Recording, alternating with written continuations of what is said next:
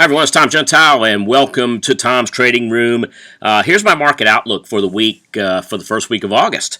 So I thought what I'd do is just spend a little bit of time going through the indices because that seems to be the talk of the town these days, is why the indices aren't moving that much together. They're still correlating very high, let me just state that. But when you look at the three I'm going to show you, you can see that there is a little bit of a distinct difference between them. The first chart you're looking at right now is the Dow Jones Industrial Average. This is the actual Spider Dow, which is DIA.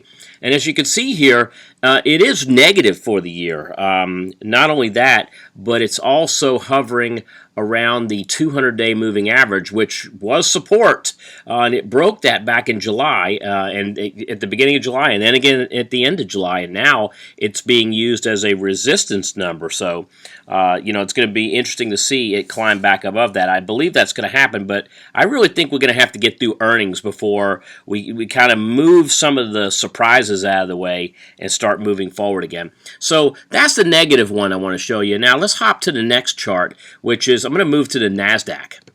And so the Nasdaq's a little bit different here. The Nasdaq, and the symbol we're using on the screen here is NDX, and Nasdaq is quite a bit above its 200-day moving average, and it has been making higher lows and higher highs. This is good. Technology has really been driving the big driving force behind the Nasdaq being so strong this year. But notice that it has retraced almost 50% of its bullish leg up. I like that because what that tells me is that now we're ready to potentially move up into around the 4,800 level is what I'm looking for next on NDX. And then finally, if you want to take a look at the last one, we look at this one all the time. This is the benchmark, the S&P 500. You're looking at SPX here. Even though we talk about SPY in our weekly market outlook, I wanted to share with you the weekly outlook of SPX. They mimic themselves very well. And again, 200-day moving average. And notice how this one hugged itself first back in January. January 29th came awful close. But then this month, it's hit and bounced off of this area, come really close to using it as support twice. All right. So of the three charts right now, the Nasdaq is the most bullish.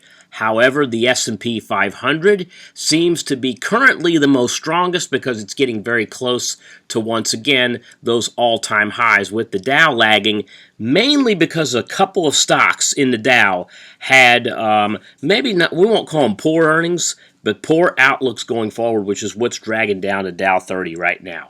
All right, guys, you can check out this and much more this week in the Market Outlook, www.tomsoptiontools.com. And this week we're going to get very scientific with a scientific stock as we continue to go cautious in the market going forward. Because what this tells me is on the bullish side, you take out energy, all right?